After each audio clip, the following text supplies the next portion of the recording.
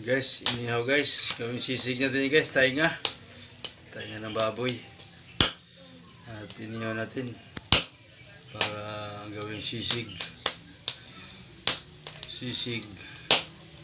Dinakdakan. Ayan guys. Tainga yan. Mamaya ay may ulam. May ulam tayo guys. Ayan na yung ano guys.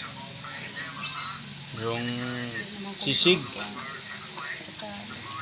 Sisig or dinakdakan. Salang yan.